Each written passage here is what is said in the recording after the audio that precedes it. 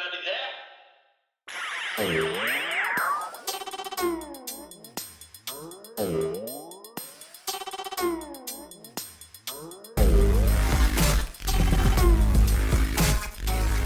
All right. Well, I want to welcome you guys to yet another episode of the Dad Hat Chronicles. With me today, I have the one and only Andrew Nelson. How you doing, my man? Hi, Ed. I'm Hello. doing good. How are you? You know what?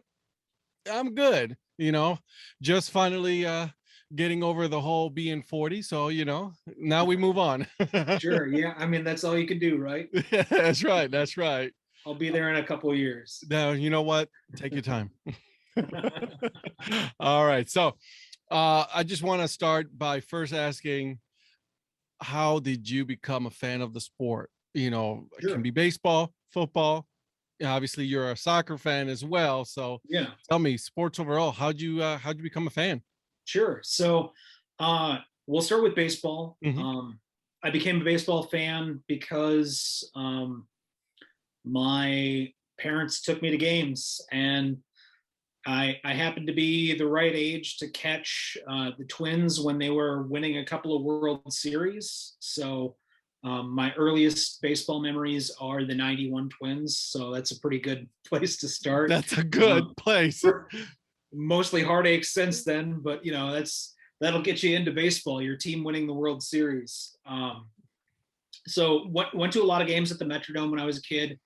We didn't go to any of the World Series games, but we did go to one of the ALDS games against Toronto in '91. Nice. So my first actual baseball memory is leaving that game early to beat traffic, and then smart. listening to the end of the game in the car.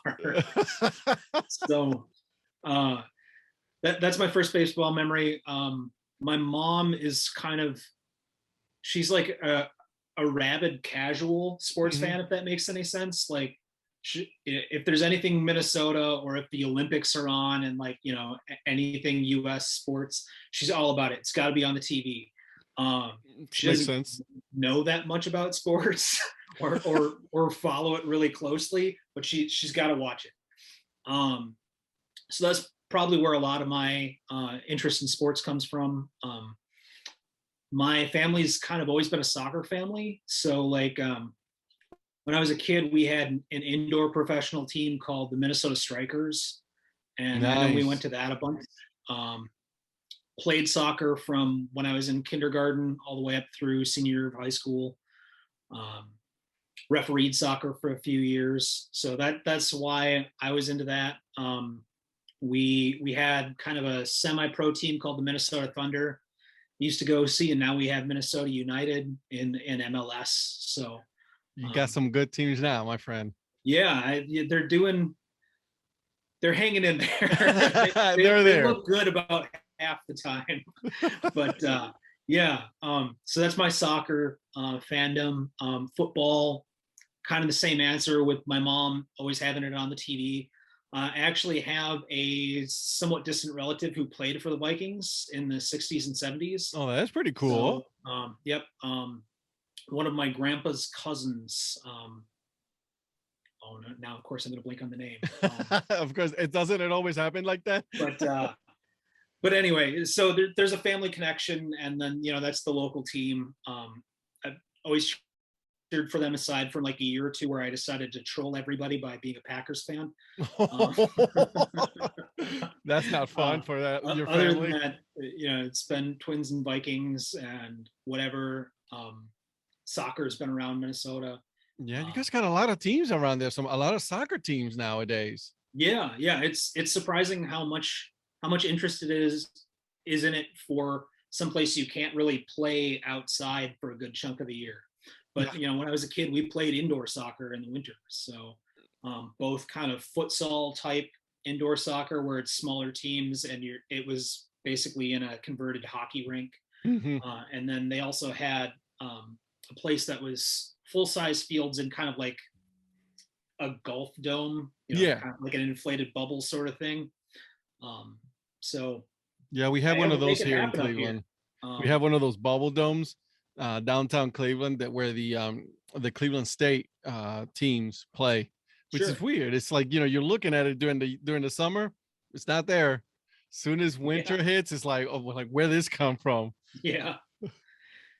Yeah. They keep the one that I used to play at inflated all year round. I don't know what they do with it in the summer. I think they have like um an indoor driving range there or something. Oh wow, that's pretty cool. Golf is really big up here too. I don't really care for it much myself, but Minnesota. First fun fact I'm going to throw out there: Minnesota has more golf courses per capita than any other state in the union. It is like here in Ohio, right? It's like it snows, 3/4 of the year. It's Yeah, cold, So right. But I mean, there's people who take like bright colored, oversized golf balls and go golf in the snow too. It's crazy. you know what? I have not tried that. I got to try that. But the first one I have to do again. It's I've only done it once with my wife did it. Is foot golf, so that I have to do. Sure, yeah. So do you do that with like a soccer ball or? Yeah, with a Okay. soccer ball, yeah. And then like, you're the holes are a little bit bigger than, the soccer ball. So it's like, Yeah. you playing regular golf, but it's just soccer style. It's a lot of Yeah. fun. Yeah, that does sound fun. So I think there's only one around here in Cleveland. So we'll see what eventually when it gets warmer now. Now I have to wait until next year to go, but we'll see. So you know, obviously you've been on a couple of episodes with with our friend James. Mhm. um how Tell me about your love for the minor leagues. Sure. Obviously you're wearing an awesome Railroaders jersey. Yeah. Very cool. Made a lineup of hats to kind of be my story aid. So I'm going to do my first costume change here. Love it. Look at And that. so how I first got into lower levels, minor league, summer collegiate league baseball. Um, well, I first got into it before I really knew what it was when I was a kid, and we had the St. Paul Saints. I grew up in a suburb of St. Paul. We went to Twins games, but Saints games were cheaper and Yeah. more fun a lot of times, because even if they weren't playing well, which they often were, they always had goofy stuff going on. And it was just a fun atmosphere, even though when I was a kid, they played in a dumpy concrete municipal stadium. They have a really nice stadium now, but it was definitely kind of no frills. But you were there for the goofy stuff and the fun, and maybe there'd be somebody famous there, like we had Darryl Strawberry for a couple of months before he went back to the majors. Really? Yeah, Jack Morris tried to hang on at the end of his career there. Kevin JD Drew Millar also came to played there. St. Paul when he didn't get offered enough money. So like we had some goofy stuff like that. But how I got into it as an adult was I moved to Rochester, Minnesota, which is in southern Minnesota. And your hat that you're wearing right now. Yeah, the Rochester Honkers. Honkers, who play in the Northwoods League, and they're a summer collegiate level team. So they play for roughly from the end of May to the beginning of August. A fairly long season for a summer collegiate league. Yeah, it is. They play like a 70-game season. And so I went to that. It was close and cheap and fun. It's like $12 to sit right behind home plate, like all things that minor league should be. Right. Concessions are cheap. There's fun stuff going on. So that got me, honestly, I'd been kind of out of baseball for a while because I didn't have cable TV anymore. And the Twins hadn't been good for about 10 years. Like, not that I didn't like baseball, but I wasn't following it, Yeah, no, I get that. Started going to Honkers games and it was fun. And so, what a concept, right? Right. and so being the nerd that I am, finding something I like, I want to know more. I want to know everything about it. So I started looking for websites that I could learn more about things. I started looking for podcasts. I got really into podcasts about 10 years ago when I was working overnights. And so like, I'm a big podcast guy. So it's like, got to find some minor league baseball podcasts. And that's kind of how I got hooked up with Let's Get To. And that I started I saw a Facebook ad for that before it started up. I was like, oh, that sounds good. And listened to it and eventually kind of like I like to say gently annoyed Jim into letting me be part of the show. But so in Rochester, I found Summer Collegiate League Baseball, something I'd never heard of before. Started learning about that. Started learning about the affiliated minor leagues, which I hadn't really had anything to do with before. And then getting back in touch with independent league baseball too. So I hadn't gone to Saints games for a while, started going to those a couple years ago. And they were so much fun, and they have a really great downtown St. Paul stadium. It's gorgeous. Built I've seen the 2015. pictures. It's really pretty. It's state of the art. It's the greenest baseball park in the country, they like to say. There's all kinds of like water recycling features and stuff like that to it. Okay, that was just going to ask you how is it that they're the greenest? Because I mean, I like the concept. I think it's amazing, right? Minimizing your carbon footprint, which is awesome. So it's partly like architecture design and ways that they can minimize waste runoff and stuff like that, and recycle water. And then it's also materials usage. So like they try to use recyclable or compostable materials for as much food packaging and things like that as they can. And then anywhere that there are trash receptacles, it is trash, recycling, organics, all there. So that, and there's like diagrams like this goes here. So to try to help reduce what's going to end up in a landfill, essentially. That's awesome. I love that part. I think that's awesome. I think more ballparks, not just minor league ballparks, more, NFL, NBA, they all should definitely head towards that way, reducing their carbon footprint for sure. So that's kind of how I got into lower level baseball more recently. And also, so listen to the show before the show, a couple other baseball podcasts. The Indie Ball Reports, another one I got into, and then hat collecting. So, that's what I'm talking about right there. There you go. I hadn't been a real big hat guy until I got back into baseball. Right. Had baseball caps when I was a kid. In my like 20s, I went through a big flat cap stats phase, but hadn't really collected or worn baseball caps a lot. And then I got this one at the Honkers, and that art just pops. It's big and it's just blue and it's just like with the black hat on it. Yeah. Oh man, I absolutely love it. Yeah, I never would have thought that teal would be a great uniform color, but they pull it off really well. I even don't mind their digi camo jersey that they do. I usually hate that stuff, but it's I'm not a camo guy, I'll be honest with you. It doesn't belong on sports jerseys, but it's teal, white, and black, so it doesn't look like, I mean, you know what it is, but it doesn't look like military, Yeah. So and I remember they did the whole cell phone wallpaper. Yeah. And that's what they used. They used the those three colors and the camo. So I'm like, I mean, I'll get it. I got it. I was like, why not? Yeah. So yeah. So started hat collecting. That really began with, so when I got back into baseball and started getting into baseball history, because I've been a lifelong history nerd. Yeah. And for probably because of a Facebook ad or something like that, I found out about Ebbets Field flannels. Oh, yeah. My first Ebbets Field flannels hat was a 1934, if I remember right, St. Paul Saints hat. It's an 8-panel hat. Hey, look at that thing. It's gorgeous. It's completely unstructured. The bill is all flappy and stuff. Yeah, it's interesting because Ebbets Field is known for that. And, that orange. Wow. Yeah, black. I've weirdly got a lot of black and orange clothing now, mostly because it's like vintage stuff, but also some minor league teams. So this is a flex fit. It's Gotcha. It's comfortable, but it's a little loose. This was the first fitted hat that I got, and I was like, oh, this is nice. It really fits my head, and it's not gonna blow away and stuff. And like another fun fact to throw out there. So Rochester is the second windiest city in the country.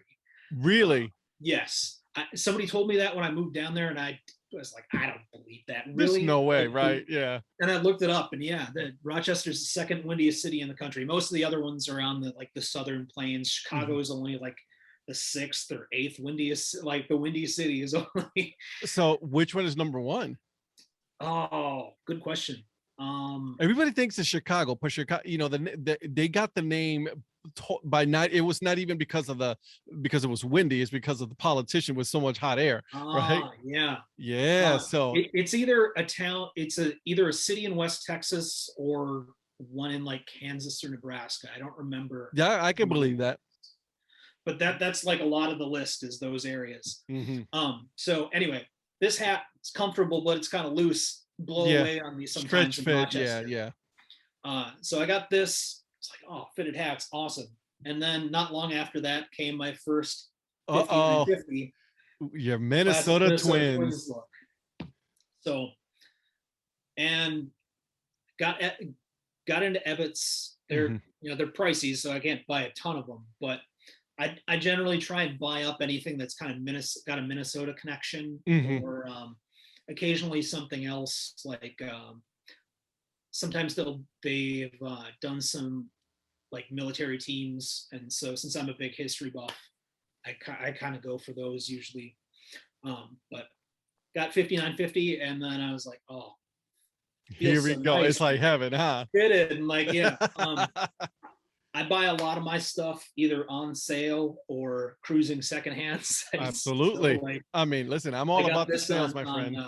Poshmark, I believe. But yeah, so got into 5950s, and that was what I was like all about for a while, was fitted stuff, either Ebbets or 5950s. I've since relaxed a little bit about that. I still like them. I really do like to get an on-field look if I can, because I don't know, it's just some nerdy need of mine to like have the, the authentic look kind of thing, Right. On field. Yeah, exactly. So, but I've relaxed a bit about that. And like, if something looks cool, then that's a good enough reason to get it. There you go. The first dad hat I got.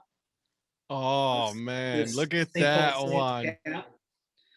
And it's got, I don't know how well it shows up. Oh, I can see the pinstripes on it. Yeah, look at that. So it's a real nice vintage look to it, which appeals to me because I'm into that kind of stuff. It got your history right there, and then it got your team, the St. Paul Saints. So I mean, look at that. It's a 47 brand, which that's my favorite brand. Like the dad hat shape looks kind of like an old, like 30s baseball cap. It's on structure, so if you know what I mean, if you sit on it or whatever, it's nothing wrong with it. Just exactly. The brim is structured, but the rest of it's soft. Yes, sir. And they've got the Dodger blue that the Saints use. It's kind of an acknowledgement that they were a Dodgers farm team in the 40s and 50s. It's really weird. Like it's really reflective. Like it almost looks like it's. Yeah, like and it's raised too, right? It's just that shade of blue. It's also raised, right? A little bit. Yeah. Okay. So that kind of, it catches the light because of that sometimes too.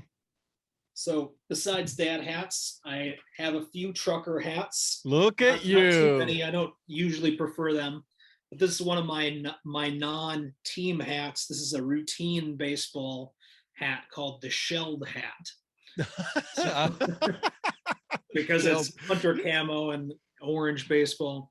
Love it. This is kind of like my outdoors chores hat. Everybody's got to have one. Everybody's got to have one. So it's comfortable for mowing the lawn and stuff like that. Nice. Look at you with all your hats. I love it. You do not discriminate when it comes to hat, huh? No. So more recently, I've gotten into soccer hats a little bit. I found a couple of makers that I really like, and this is the first 5-panel hat that I've gotten. And this is an FC Augsburg hat made by Talisman and Company. And so there's a whole thing about why I ended up getting this. So Talisman and Company is a small hat and clothing maker that's located in St. Paul, Minnesota. Minnesota And they do connection. mostly kind of unlicensed fan stuff. They'll like they have all these hats that have little portraits of soccer players, like doing a famous celebration move or something like that. They have a knockoff Ted Lasso. They just call it the Coach, but I mean it's very obviously Ted Lasso, and they've got a hat, and a shirt, and a sweater now. I have to look for this. I'm a huge Ted Lasso fan. Love the show, so I gotta go get me one of these. Yeah, I'll get you a link. I have the T-shirt myself. It's really nice. So the I mean, it was a local company at soccer. It was something different. I was about it there, but then they also have an official license with FC Augsburg, which is a Bundesliga top level German soccer team. Nice. And so they do 3 caps for them, and I went a little crazy and got all 3 of them. But this is the first one I got, and it says 1907 because that's the year that team was founded. It says FC Augsburg on the back, and Bundesliga is relatively easy to follow because all the games are on ESPN Plus. That's right. You can stream them live and you can watch them on demand, and it's nice competitive soccer. Bundesliga is one of the higher scoring leagues, so like if you're like, oh well, you know, they don't score goals. There's lots of goals. There's plenty of goals in that league. Yes. So, you know, it's fun. FC Augsburg is not good. They're pretty good defensively, but they have not scored a lot of goals so far. So picking my team off of hat choice has been a little interesting. But yeah, I was just gonna say you just like went random and like, oh sure, I like them. Yeah, come to find out, you know, they're not so good. Yeah. I wasn't super familiar with the league beyond Bayern München, of course, is the big famous team from Germany. I didn't want to go for the obvious. I'm a Minnesota sports fan. I didn't want to jump on the bandwagon of the big famous team, you know. So, you know, cool hats seemed like a good enough reason. Hey, I'm all in it. I like it. That's a good choice for me. Now, let me ask you, because you said 8 panel, 6 panel, 5 panel, right? So I'm like, a lot of people are going to be like, what's going on? Sure. Now the 5 panel that you have is just, it goes straight back, right? With the 5 panels going back, right? Instead of, you know, like so your normal.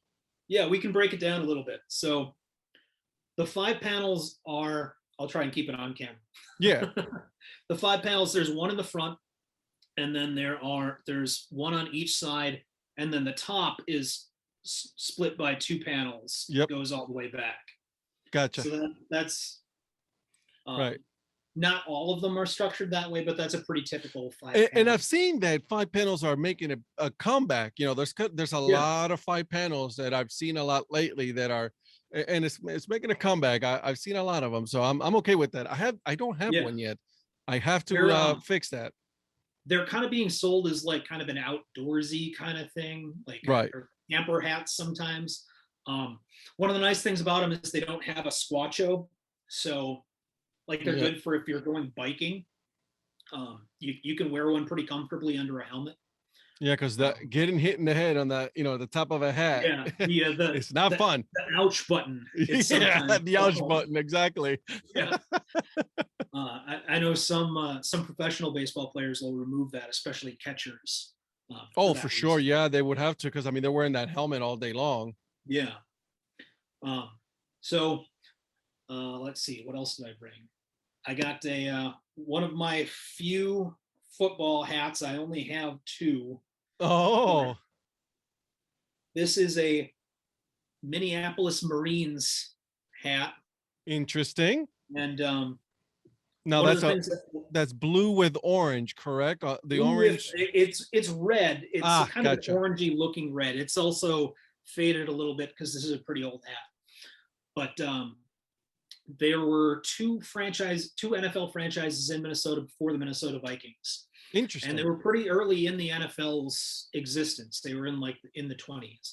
One was the Duluth Eskimos, and the other one was the Minneapolis Marines. And they both had kind of similar stories. They had some success at lower levels and were kind of promoted up to the NFL, and did terribly for a couple of years and went away. And we're right back down they went. This is so it's got kind of a nautical theme Yep. uh, on the crest there. It's Marines, as in like mariners, Yeah. rather than gung ho type Marines. I like Um, it. It's nice. I've seen some Eskimo hats. American Needle has yeah, one of them. yeah, yeah. I've been meaning to track one down. So I have this, and I have a Vikings dad hat that I've recently gotten. Those are the only football hats I have. Gotcha. Yeah, if you go on American Needle, they actually have the Eskimos. I almost bought it. I haven't done it yet, but it is a white top, blue brim, and then it has the igloo in as the Nice. logo. So I was like, oh, I like that one a lot. That's Yeah, nice. yeah. It's got kind of that like uh, is it a hexagon? I think a hexagon kind of Yep. around the yeah.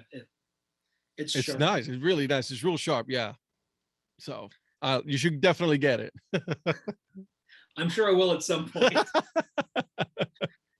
So the last hat I have All is right.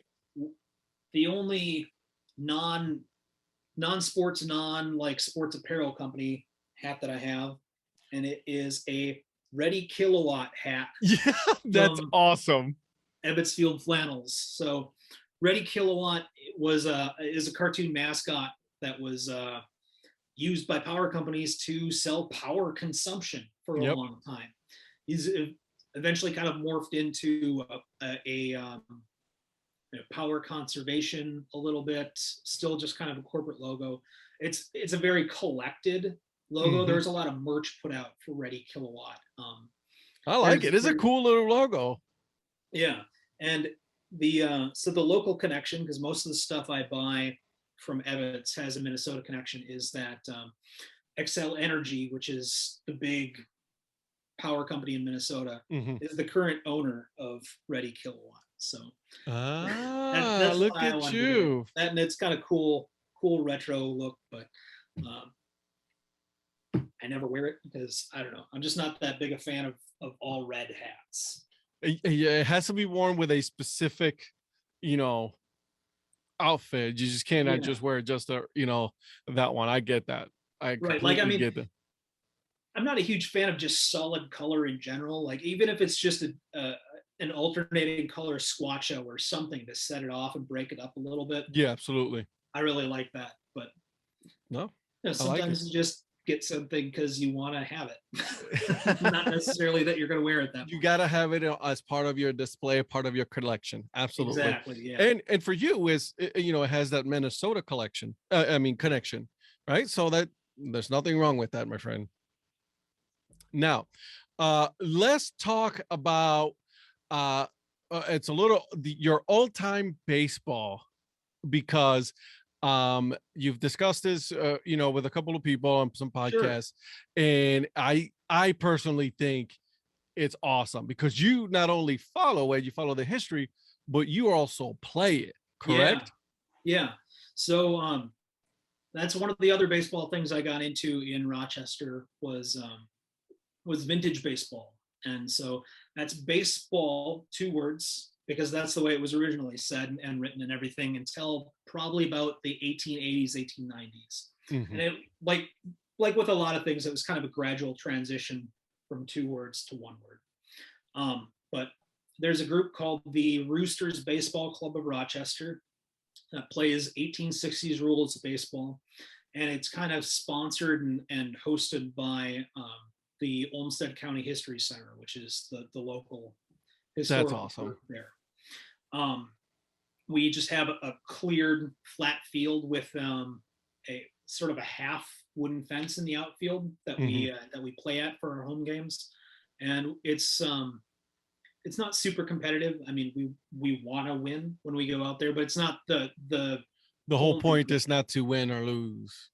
right. It's to go out there and have fun, and then we also have an educational mission as well. So since we're partnered with the History Center, we'll usually whoever's umpiring our game will usually kind of give a rundown to the crowd of kind of rules differences, might explain some things that happened during the game.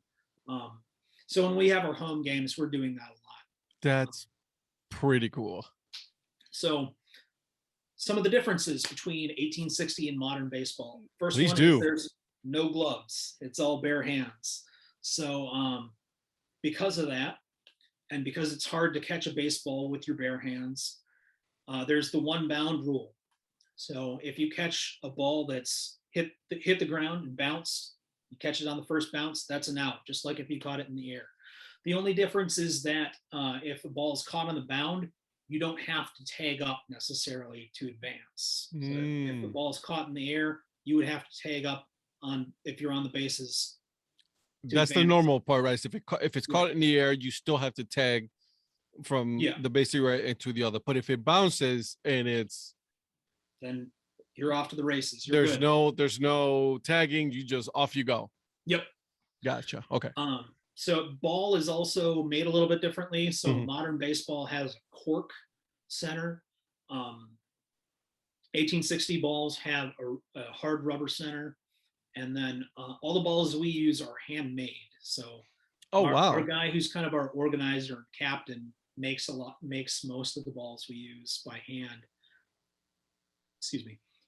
So he'll start off with a rubber core, wrap twine around it, sew up the leather around it, and it has kind of that X pattern, lemon peel sort of ball that some people may be familiar with.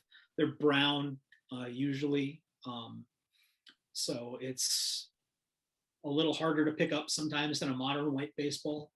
Right, because you're playing it. Like, gob tobacco juice on it or anything.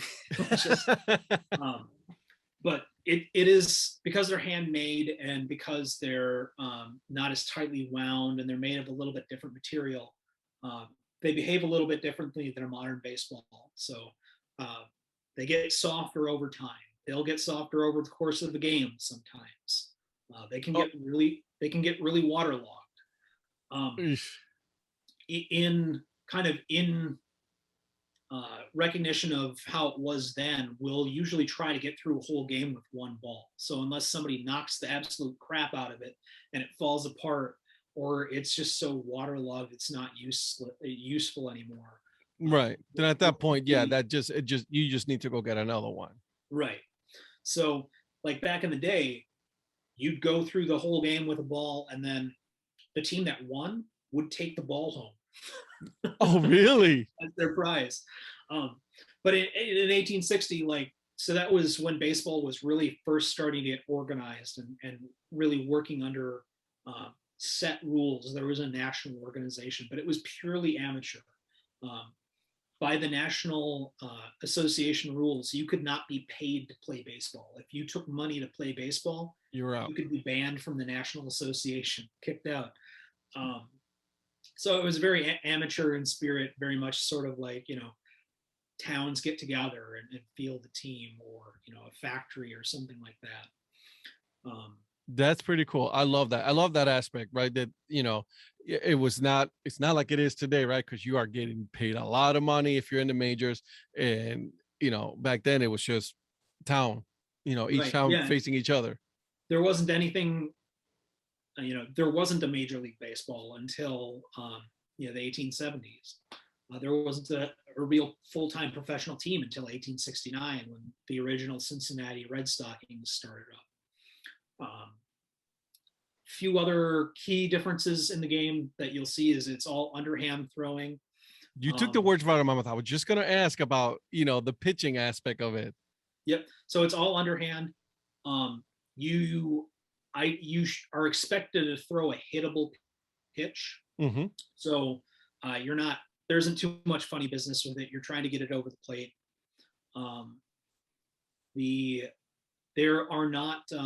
There's no balls, so there's no walks either. Called strikes are a thing, but are kind of limited. So because you're expected to get hittable pitches, you can kind of sit on them and wait for a good pitch.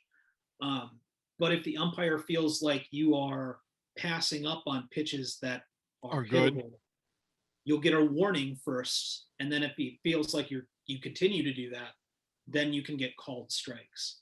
That never happens in our games. I was like, no, you're gonna hit.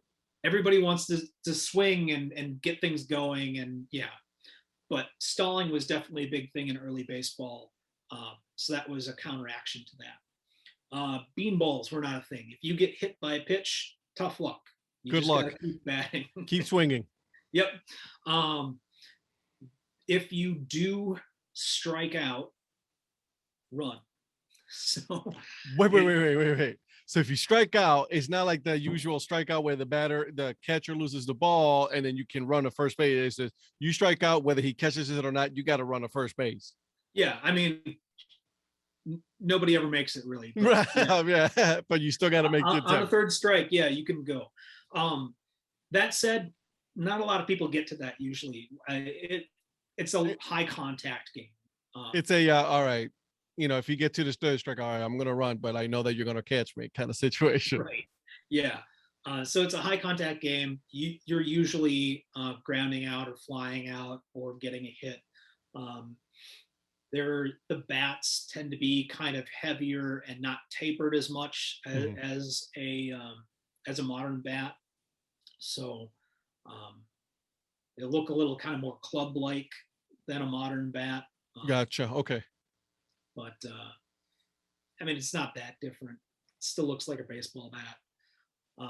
We don't have any of this. Sometimes in vintage, there's a lot of companies that make vintage gear now because there's a decent amount of this stuff across the country. And there'll be weird things like a mushroom handled bat or something like that. That stuff all came later on. And another thing that people associate with vintage baseball that comes later than the period that we play is pillbox hats. So I wish I had one. I don't have any pillbox hats in my collection right now. But pillbox hats didn't really show up until the 1870s. They were really popular in the 1870s through the 1910s. Now let me ask you, what pillbox? Give me a description on that. So a pillbox hat has an almost vertical flat side, and it has a flat top. Gotcha. So it looks like a standard baseball hat, except it doesn't taper up to the top. It's not as curved or anything, even on the 5950s or anything like that. It's just straight up and then on the top flat. It's almost straight around the sides, and then it's got a flat top. Still has a squacho, like a modern baseball hat. Still has a brim, but kind of like the 1970s Pirates. Yeah. So those are pillbox hats. Gotcha. Okay. The one that had the stripes, the black hat with the yellow stripes around it. Right. And that was all a throwback for the 100th not the 100th anniversary of baseball. They did it for the bicentennial actually. So They started doing that in 76 and did that through I think partway through the 80s, if I remember right. And then so also, we're used to lettering or logos being on baseball caps. That wasn't really a thing until the 1920s. So usually you have, like with those pillboxes, you'd have a primary color and then you'd have stripes of your secondary color. And that's how they could tell between the teams. Right. And so like there are a lot of early teams were the Grays or the Blues. There was a Cleveland team that were called the Blues. It was just your team's primary uniform color, maybe the color of their hat or their socks or something like that. And that's why we have the White Sox and the Red Sox. They started off as the White Stockings and Red Stockings because that's what they wore. They weren't too creative about it. But it's vintage and I don't know, it's baseball, right? Listen, at this point, if the Cleveland team here would have been named the Cleveland Blues, I'm all for it. Honestly, of the kind of throwback names, that would have been my favorite. And there's a lot of things you could do with blues. You can get kind of cheeky with it and music stuff. You could do music stuff, and it's not the Rock and Roll Hall of Fame, which I know it's here. Kind of like, come on, we've had enough of that. Mm-hmm. But that or Broncos was another one. But of course, there's the football team that's called that. You can't use the Broncos. I know a lot of people really wanted spiders, but like that was me. I did too. I kind of get why they didn't, but you could have done so many cool logos with it. I mean, like you could have so reversed their history on that, but that's whatever. At this point, now we're the Guardians. Yeah, I don't know what we're guarding, but Guardians it is. And honestly, I like some of the initial stuff that they put out. Like I like the Wing G, even though there's some kind of like weird physics about it if you break it down too much. I all I keep saying is, they hired a seventh grader when you did the S, the letters with the the lines with the S or the 8. That's what it automatically, that's what it looks to me. Yeah. Yeah, like that. I can make 3D letters. Right, exactly. I'm Right. okay with it. Listen, it is what it is at this point. Yeah. It's better than the C that they have. That C is just this is ugly. It's just boring. Yeah. Yeah. So like I like the whole story behind the Guardians of Traffic. I think those are really cool statues. I think that it's cool that it's a really local thing, that they're right outside the stadium there. There is literally right there. Yeah. That bridge is right there. Yeah. Have you been on it? No, I've never been to Cleveland, unfortunately. Oh, you got to come, my friend. You got to come. Definitely. So I mean, I love hyper local stuff, like hyper local branding, like stuff that people who live there are gonna get, like that if you can tie that into a brand really well, I think that nothing's better than that. And I think that's why minor leagues are so successful. Yeah. Right. They are, their names, their colors, everything is all based around their local, whatever it is. Right. Like even the stuff that seems really out there and goofy. Yep. A lot of it has a real local connection. Like one of my favorite minor league brands is the Great Falls Voyagers. Mm-hmm. And so you just hear that name and you might think Voyagers, like, French trappers in a canoe or something. Yep, like that. exactly. They're from Montana. I could see you thinking like mountain men and all that stuff. But it's actually a reference to a famous UFO incident that happened in Great Falls. Hence the little alien that they have on the hat. Yeah, so the baseball alien in the flying saucer that they have as Such a cool logo. One of my absolute favorite baseball logos, and that's local lore. Amarillo sod poodles. Sod poodle's an old timey name for prairie dogs, apparently. Yep. Lots of prairie dogs in West Texas. So Rocket City trash pandas. Now, trash pandas, sure, but all the spacey logos and that they're called Rocket City and that they're in a suburb of Huntsville, which was such a big NASA place for a long time. That's tying into local history. Well, the trash panda, right? The raccoon, their ingenuity, right? That's why they tied that to Rocket City. And listen, I get it. I'm all for it. Or my favorite team, in the Appalachian League, the sock puppets, right? The textile industry. That's how they tied it. So exactly. I mean, I love that so much, just because it's local history and it's being kept alive by these baseball teams. Yeah, for sure. Like, nerds like you and me will be like, what's the deal with that name? And then you find out, oh, Burlington was a huge textile town and still is. Yeah. A textile industry there. There was a UFO sighting in Great Falls, Montana in the 50s. Stuff that you would never have bothered to find out or looked into if it weren't for goofy minor league team X, Yeah. And that's what makes it great. Now, which one is you have the Honkers is your collegiate wood bat league, right? Mm-hmm. Obviously you're a Minnesota Twins fan as well. What other teams do you follow in the minors? Sure. So a lot. You're like me. You follow pretty much everybody. Yeah. I mean, I like to spread the love around. Give me a reason to like your team and I'll like your team. I'm with it. So St. Paul Saints, because I followed them for a long time when they were independent and now they're the Twins AAA affiliate. The other Twins minor league teams, so like the Cedar Rapids Colonels. Awesome logo. Yep. And Fort Myers Mighty Muscles. one of the few new rebrands that I just can't get behind. I can't. I'm sorry. I wish they would have kept the Miracle. Sorry. I know, and like I never loved the Miracle name or logo. Like it alliterates, and so does Mighty Muscles, I guess.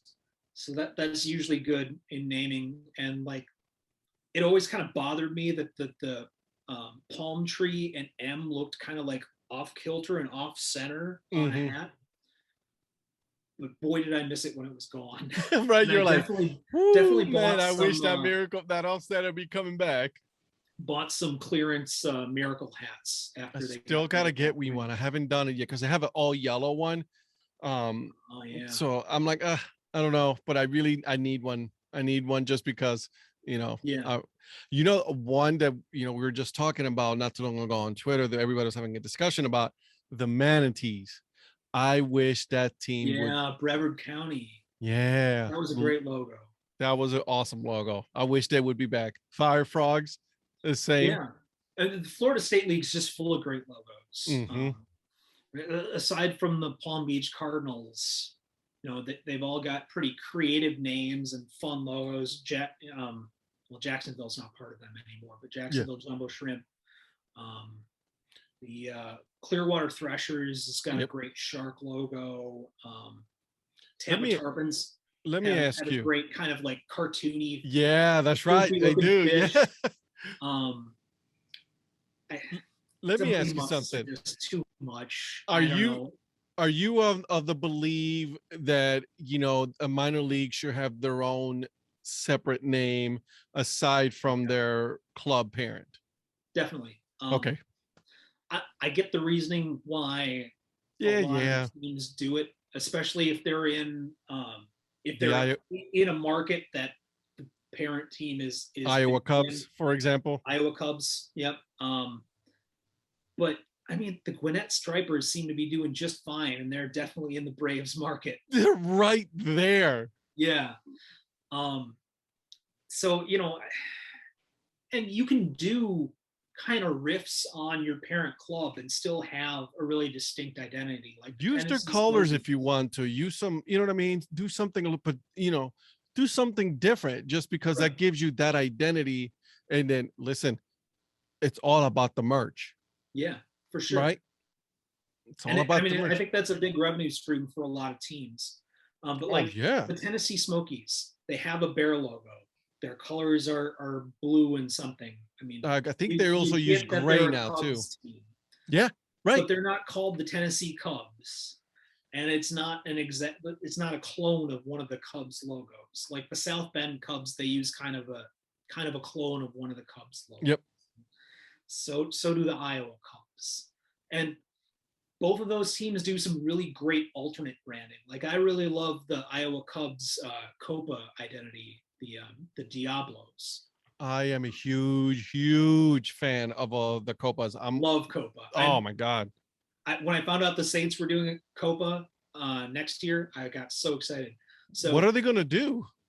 So I don't know yet, but I do know from, I won't say a name just in case, but from someone who's in the area of baseball management, that it's going to be a total rebrand for it. So it's not really. So the Saints used to do their own, when they were independent, they used to do their own Hispanic Heritage Night, and they just were Los Santos, and they had Santos on their jerseys and hats, and it was the same color scheme and font and everything, but slightly different. And it's like they tuna Tortugas. They just kept it the same because Tortugas is actually a Spanish name. Right. So it wasn't that different, but it was something that they've done for quite some time, and they had events going on at the ballpark when they were doing that. But I'm really excited to see whatever they come up with. That's going to be a total alternate identity, because I love Copa hats, I love the jerseys, and I love the cultural outreach. I mean, that's something that baseball needs to do. Like, I agree.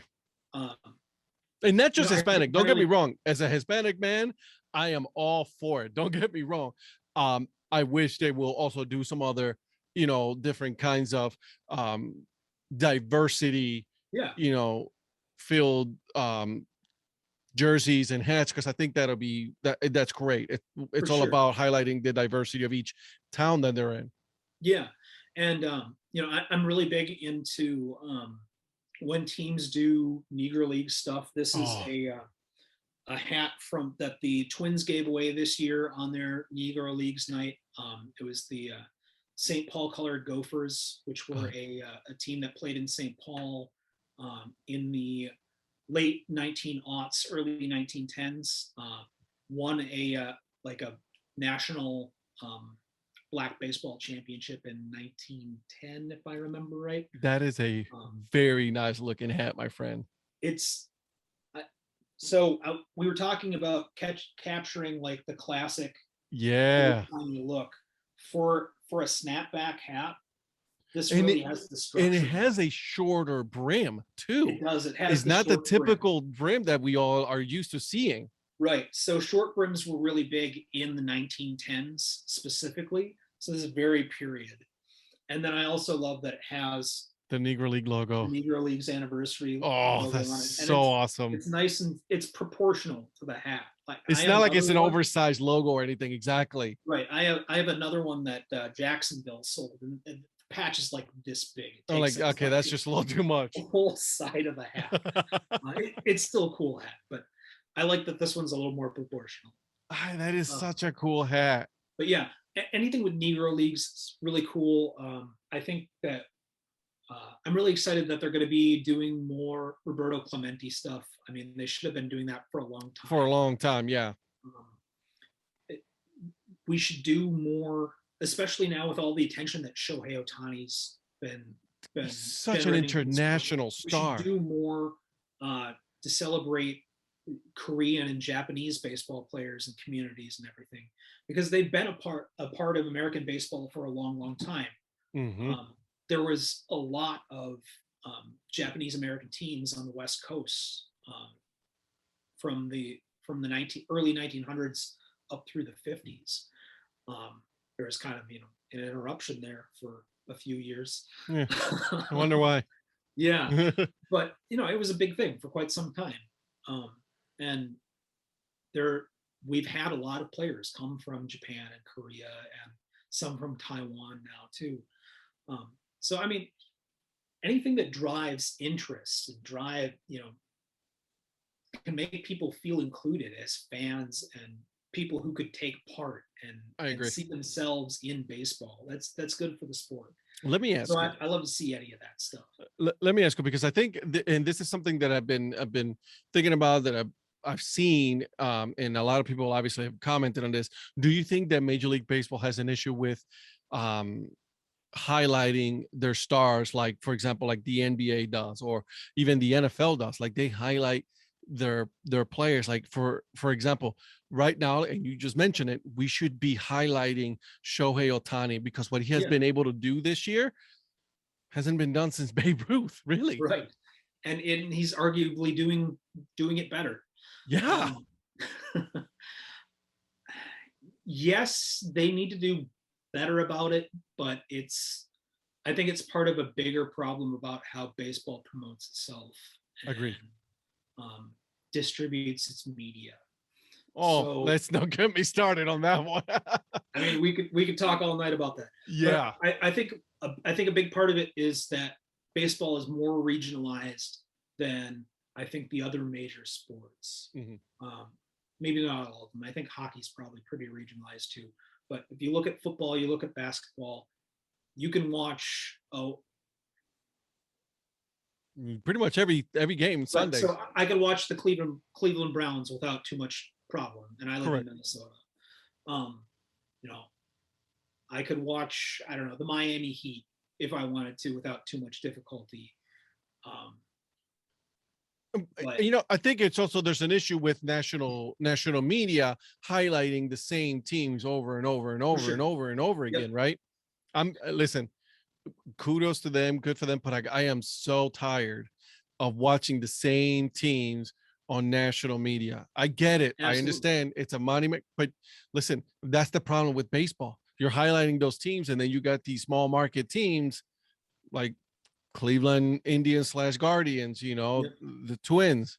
that are not getting the same amount of love that these other teams are getting.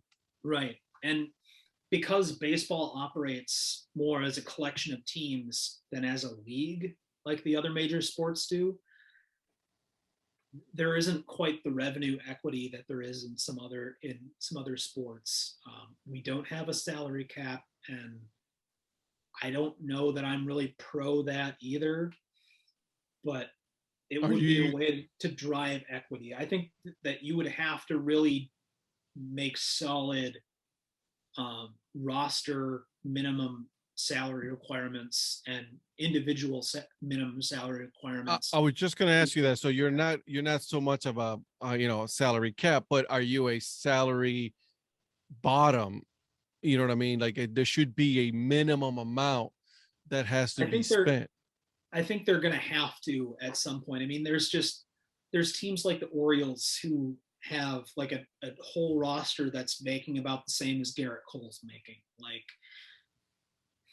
yeah, it's not competitive. No, and look, the Indians are Francisco Lindor was making more money than the whole roster of the Indians. Right.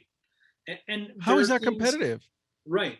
And there are teams that are competitive without spending, crazy amounts of money. Everybody knows about the Rays. And there are some other teams that do it well too, but yeah, but those are outliers. Those are outliers, yeah. Really, if you think about it. And the Tampa Bay Rays still haven't won a World Series. No, they came close. They came close, and they got a good chance again. But that's not a sustainable model. Like Moneyball was a big innovation when it got a lot of attention and everything, but it wasn't a sustainable model as a difference maker. And did they win anything though? And those A's teams didn't win didn't win a World Series. Yeah. They got close again. Playoffs. They got close playoffs and all of that, but they didn't win the championship. And at the end of the day, last time I checked, you come second place, you're first loser. Right. And it was still, I mean, that decade was really the Yankees' decade. Yeah, it was a tough time as a Twins fan, and I know there were some really good Indians teams in that we came close, but we never were able to cash in at the end. Yeah, I mean, for God's sakes, we lost to the Marlins. There has to be more competitiveness, and there has to be more equity, and there has to be more access, and like that's something that I think the NFL gets better than anybody. Correct. Like I can use I know it's just on my phone, but I can use the Yahoo Sports app on my phone, and I can watch all of the in-market games and all the primetime games. There's occasionally a blackout, but almost all of those for free. Yep. Free app. There's less ads than if I was watching it on TV. There's still ads, but it doesn't cost me anything. Works really well. Super easy. Yeah, it's on my phone. But whatever. But I can watch all those games. And I do. And so when they put that out and made it available, and it's been out for at least 5 years or so, I watched a lot more football. I follow football a lot more closely, and I've gotten into fantasy and all this other stuff that drives interest in consumption and all this stuff. Baseball needs to do more of that. I agree. All baseball and other sports need to get on board with accessibility is going to be the biggest driver of fan interest and fan engagement, and fan interest and fan engagement is going to drive spending dollars. You want to grow the league, you want to grow the sport, and let's be honest, listen, I'm a fan of the sport. This is my sport. I love it to death, but I'm one of the few that are still like trying to hold on because they're still holding on to, I can't remember who's telling me this, is they're holding on to the baby boomer generation. Yeah. And they're catering to that. Listen, we have to deal with the times and, adjust. If not. Right.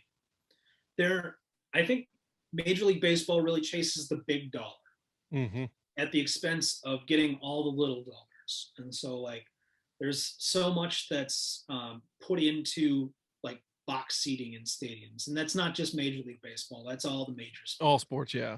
But luxury seating, expensive, fancy seats behind home plate, and all this stuff. They're chasing corporate ticket purchases. Yep. And the teams all sell their TV rights individually. So they either build their own network or they sell it to a regional sports network. And then if you can get that network, cool, you're going to pay extra for it. And then B, well, what if your service provider they pick a fight with your service provider? Well, then you got to try and get a different one, or I don't know, listen to the games on the radio or something. Yep, same. That's what's going on here in Cleveland. There's really not that many TV providers providing Cleveland Indians TV. Right. YouTube can't have it. Hulu can't have it. And it is such a problem. Look at the NFL. Listen, you got to give it to them. Look at what they're doing. Amazon, Nickelodeon, right? Yeah. I mean, they have many different ways of showing you the sport, and it's become the #1 sport here in the US. Right. And so Amazon Prime's carried most of the Thursday night football games for a few years now. You can stream the Super Bowl for free. Yep. On your and now TV, there's different version of the Super Bowl too. Yeah. So if you could stream the World Series for free, that'd be something. It's not going to happen. No. But, I mean, this is a wish list of things that we wish would happen. Right. But Major League Baseball needs to operate more like a league, and unfortunately, the power is with the big money clubs like the Yankees and the Dodgers, and they don't want to give up the big money and advantage and everything. So unfortunately, I think because they're like, hey, listen, we're doing just fine. You guys figure it out. Right. So unfortunately, I think until there's a real crisis, I don't know that there's going to be any real change, because like Rob Manfred's not an assertive commissioner. He doesn't drive change. He's there as a servant to the owners, and that's ultimately what the commissioner is. He's an employee of the owners. He is. They pay his salary. Yeah, but I don't think he ever tells them hard truths or anything. No. We may get that crisis sooner rather than later. I've been saying for probably a little over a year that I'm almost certain there's going to be a strike next year. I believe it. Strike or a lockout, whichever happens. And the people that suffer the most are going to be the minor leagues. Maybe. Well, the affiliated ones, because then you still have the independent balls also still going to go on. You still got the collegiate wood bat leagues are still going to go on. Yeah. So the affiliated minors will still probably play. You think so? Yeah. So they're not union. They're not union. They're not part of the union. You're right. So I forgot. All of the guys who aren't union members, because there are some guys who've been up and down who are MLBPA members. But for the most part, most of them aren't. And especially after 2020, where there was so much development lost out, they'll play. I hope so. Yeah. Yeah. So, but it hurt baseball so much the last time there was a strike in 94, 95. That it needed a steroid, scandal to boost the popularity of the sport. That Cal Ripken's amazing consecutive game streak plus the steroid era drew interest back. And in the late 90s and early 2000s, I think there was a lot of baseball interest, but it's definitely waned since then. They need to do something, and they need to do something soon before something happens. Right. I agree with you, my friend. And so the other aspect of media that I think they really need to change is that, and again, this is something that they could take from the NFL that I think the NFL does really well, is baseball commentators are terrible at explaining what's going on a baseball field. So please do go into details, my friend. I know that when you're watching a baseball game, it's not the same as when you're watching a football game where there will be a lineup of two teams. They will be in a formation. You can explain what that formation is and what's probably going to happen. Hmm. But it is a little bit like that. So you can still explain defensive positioning. You can still explain a hitter's tendencies and why something's happening that way. You can still explain somewhat, the second baseman's defensive splits to the left and right. You can still talk about somebody's range, and they're starting to do that a little bit with what's the Amazon infographic thing. Oh, that's right. Yeah, yeah. And even YouTube is also doing this a little bit of that as well. Like actual Yes. YouTube itself, not YouTube TV. So they're starting to do that some where they'll show like a pie chart of somebody's hitting tendencies or talk a little bit about shifting and stuff like that. But they could do that more, and they need to do it more. And they need to talk about how a pitcher is approaching a hitter and why. And they need to talk about what's going on the field and why, and explain it in basic terms so that if somebody who's not a lifelong baseball fan is tuning in, Teach the new generation of sports fans. Exactly. And not be talking about the latest fall drama on Fox and have a guest from that come on and talk about their show for 10 minutes. Well, somebody just got a hit. Something happened. Right, exactly. I'm like, come on.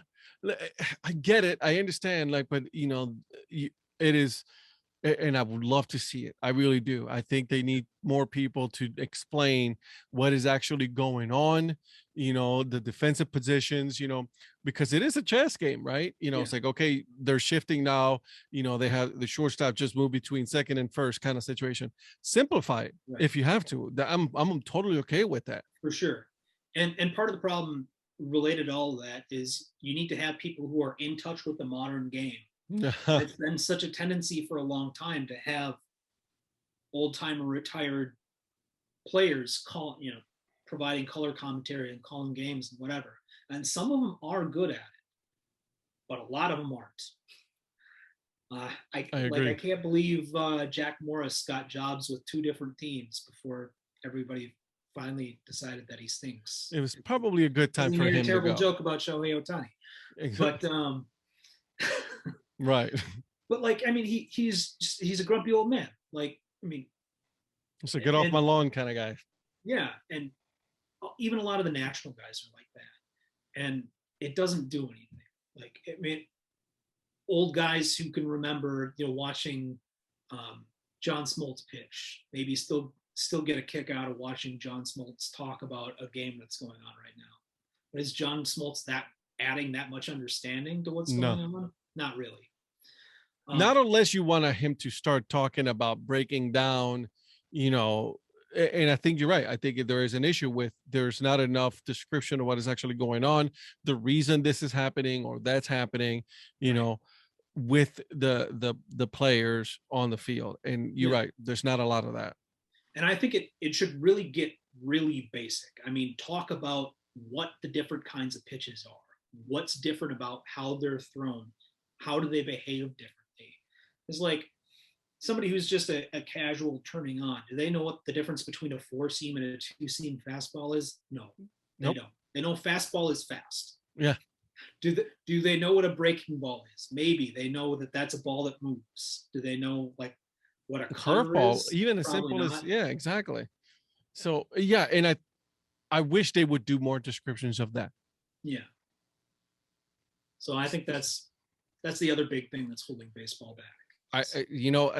I see a theme here. It's mostly on the whole media description of our game. Because if you go to a minor league game, in person or a major league baseball game, right? You're there. Yes, you're watching a game. And what I do, me personally, exactly. What I do is, me and my wife, we sit there, and then I just finally took my daughter there. It's like, you want to start teaching what is actually going on because you're noticing it. But at the same time, in between innings, you got the hot dog race here in Cleveland, or, in the Nationals, you got the president's race or something like that, right?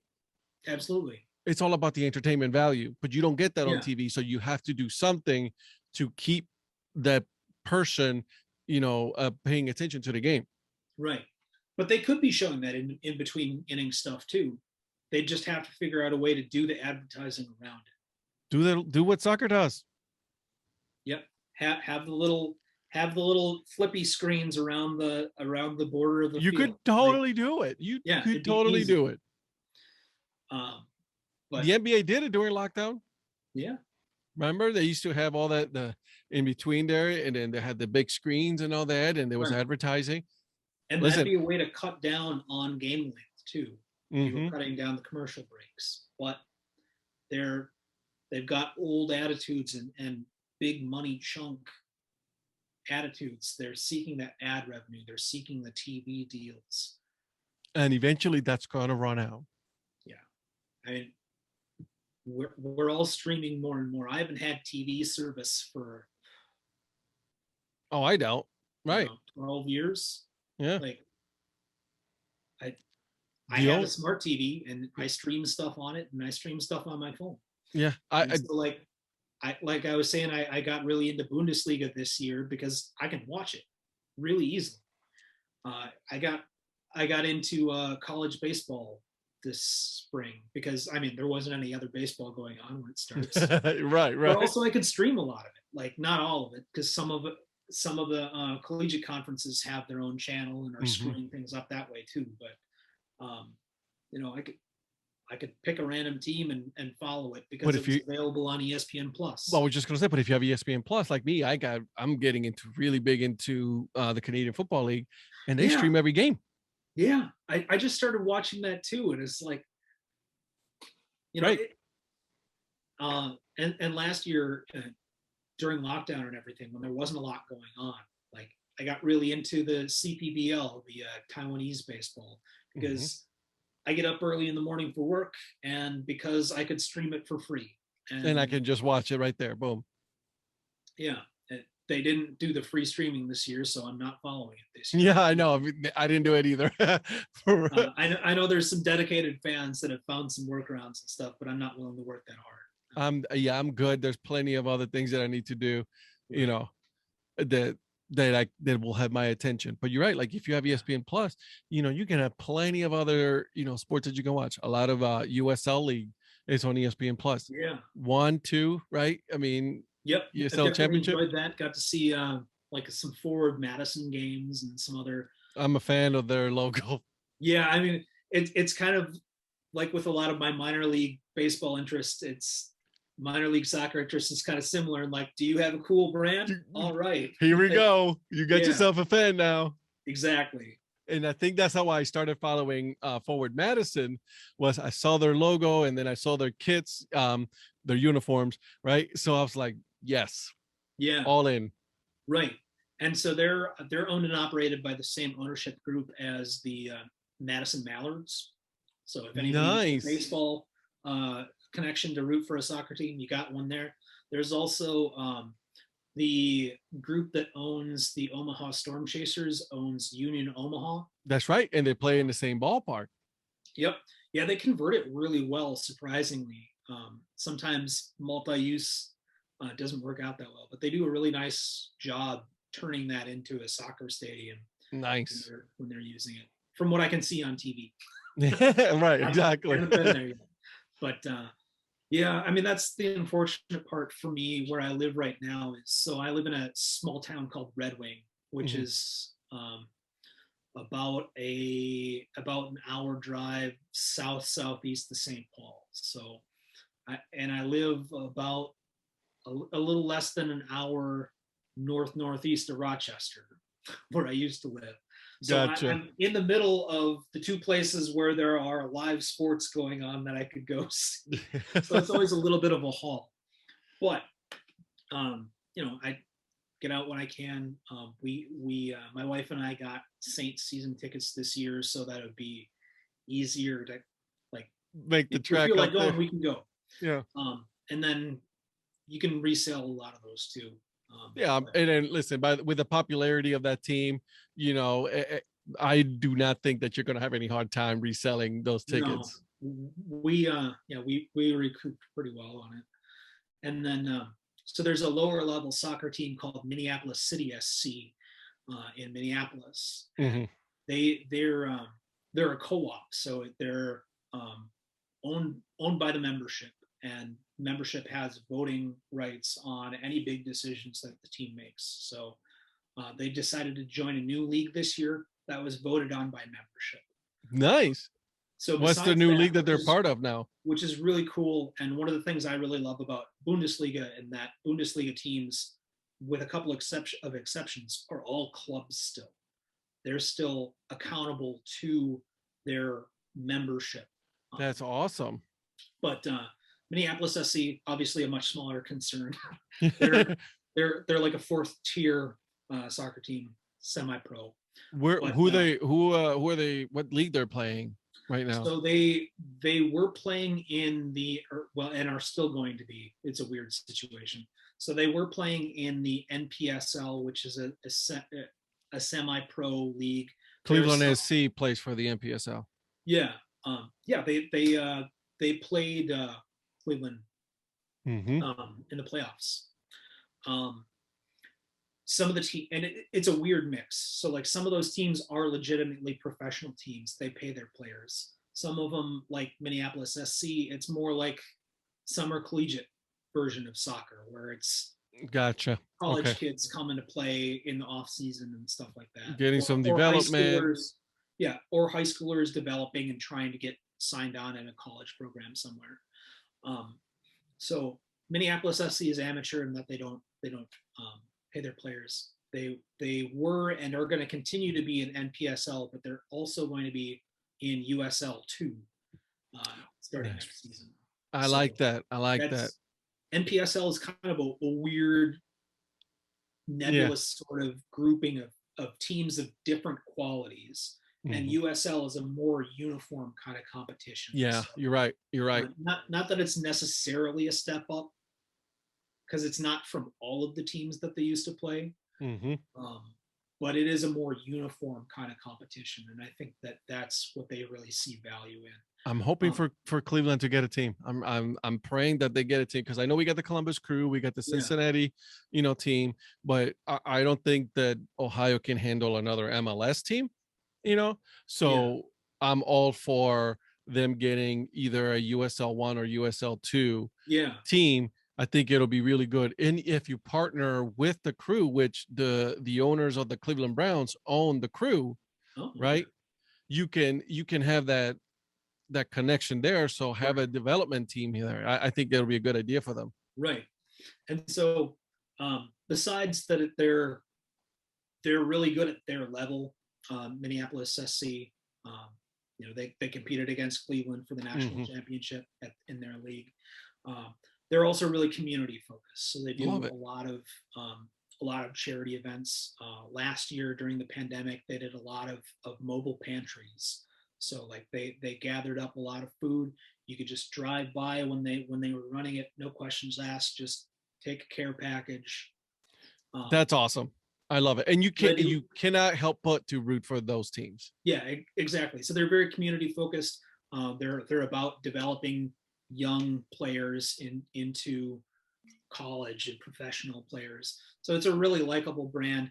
They have really cool kits and stuff, and a cool logo.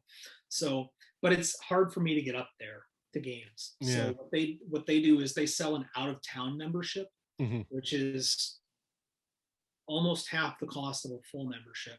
You still get a member scarf, you still get voting privileges, you get a couple of flex tickets, and then they donate a season ticket package to their chosen group for the year. So last year it was a youth soccer team. That's pretty cool. So I decided to do that for the first time this year, and I'm really excited about it. I think they're a really cool brand and team, and I really like what they do. It's like you're an owner, you get to voting. Yeah. That's pretty cool. Unlike the Packers faithful, I actually get something out of it. You're right. A piece of paper. Yeah, right.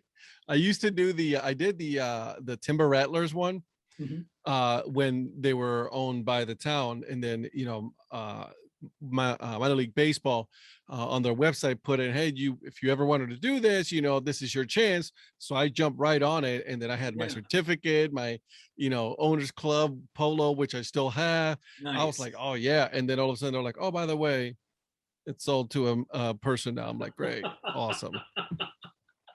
Yeah. So that was my 15 minutes of ownership, and then it was actually shorter than 15 minutes. So, Well, they all know right. how to get us. They do. They sure do. They sure do. All right. So we are at the end here. So before we go, we're going to play a little game. Obviously, my famous, not so famous questions.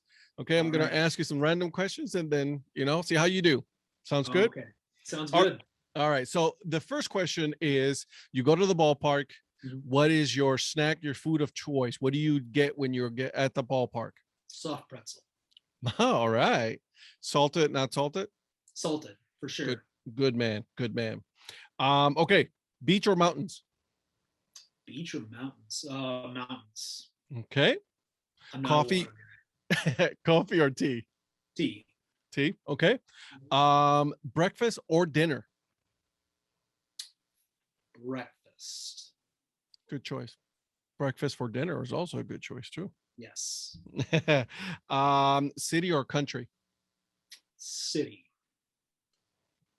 Yeah, yeah. I there's a lot more going on. Yep. I like the city, live on the outskirts for me. Yeah. And I mean, we both live places that it snows and has distinctive disadvantages. Oh, in for rural sure. areas. Oh yeah. That is for sure, my friend. All right. So what is your spirit animal? Fox. Good one. Nobody has said a fox yet, so I like that one. All right. There you go. Strangest thing that you've ever eaten?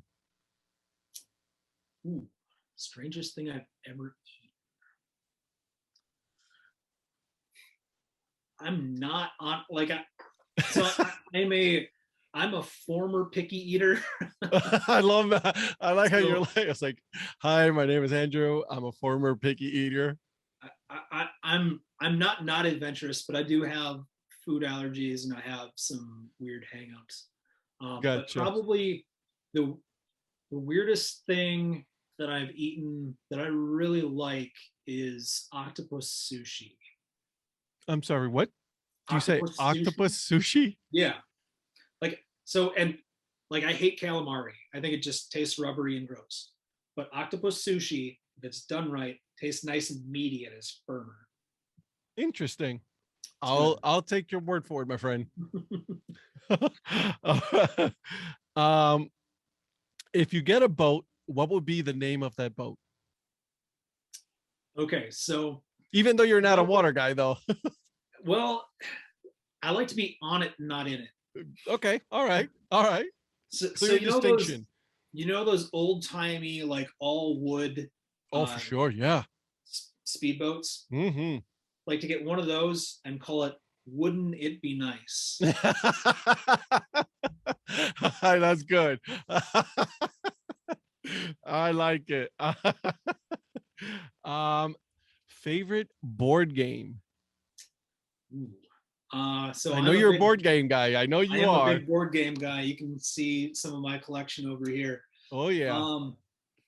My favorite board game of all time would probably be a game called Angola, that is about part of the Angolan Civil War, which doesn't sound lighthearted, but is actually a really fun game.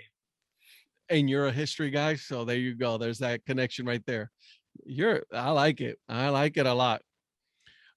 Here's a question to ponder. You ready? Yeah. Is it wrong for a vegetarian to eat an animal cracker? Not for a vegetarian, but I don't think they're vegan friendly. All right, there you go. I like it. I like it. Okay, a couple more, and then now we'll head out. All right. Is a hot dog a sandwich? A hot dog is a sausage, but if you put it in a bun, then it is a hot dog sandwich. But it's first a hot dog. It is. There you go. I like it. I like it. All right. And then growing up, who was your crush? Like in real life or a famous person? Famous person. Famous person. Oh, the first person I remember having a crush on that was famous was probably Nicole Kidman. I like it. Nicole Kidman. She used to do a lot of movies back then too. Yeah, I was a big Tom Cruise fan when I was a kid. So Days of Thunder. Top Gun, Days of Thunder, even that depressing Irish immigrant movie, Far and Away. I saw that when I was a kid. So yeah, Nicole Kidman. She was in a couple of those movies with him. Gotcha. Yeah. I like it. I like it. And last but not least, do you think aliens exist? Probably, but probably not the grays that people talk about. Not the little slimy gray No, aliens that probably people not. think it is. But there's almost certainly extraterrestrial life somewhere. I mean, it'll be very very weird of us for us to think that we are the only intelligent species in the whole universe. Yeah. I like it. All right. Well, my friend, I greatly appreciate you coming on the podcast. Where can people find you? All right. So I am at Nines North on Twitter and at North Star Nines on Instagram. So and besides that, I also occasionally do spots on the Let's Get To show, talking history and Twins baseball and stuff like that. And then my Twitter is baseball and soccer and board games, and same on my Instagram. So if you like that stuff, come check it out. All right, my friend. Again, thank you so much for joining me. All right, thanks for having me, Ed. I hope you guys enjoyed that episode with Andrew. Make sure you guys are following him. He's on Instagram and then also on Twitter. I'm going to put the descriptions on the link so that way you guys can have all of his information as well. Before I go, a couple things. Make sure you guys are following this channel so that way you guys are always in the know when the new episode is dropping, and then some other things that I'm going to be putting in the future, okay? Make sure you guys are following me on Twitter, and then on the podcast, if you guys are looking for the audio only, make sure you guys are subscribed, tell one person, and give it 5 stars. All right, guys? Until then, keep on grinding and always support the minor leagues. See ya.